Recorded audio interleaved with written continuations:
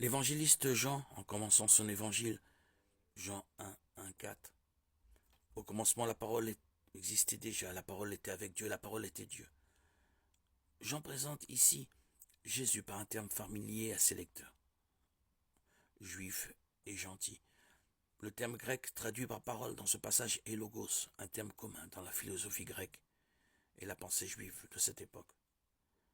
Dans l'Ancien Testament, par exemple, la parole de Dieu est souvent personnifiée comme un instrument d'exécution de la volonté divine. Psaume 33, 6, 107, 20.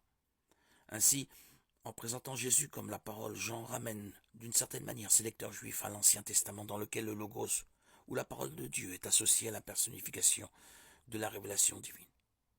Dans la philosophie grecque, le logos était conçu comme un pont entre un Dieu transcendant et le monde matériel. Par conséquent, l'emploi du terme logos évoque certainement pour ses lecteurs grecs l'idée d'un principe médiateur entre Dieu et le monde.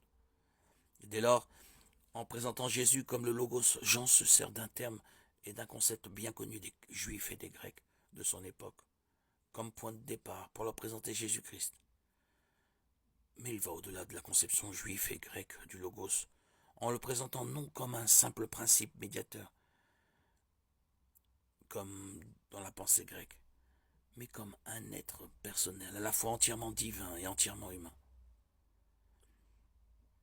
Par ailleurs, Christ n'était pas que la personnification de la révélation divine, comme le pensaient les Juifs, mais il était sa révélation parfaite, le Dieu incarné, comme le montrent ses propres paroles à Philippe, rapportées par Jean. Jésus lui dit, « Il y a si longtemps que je suis avec vous, et tu ne me connais pas, Philippe. Celui qui m'a vu a vu le Père.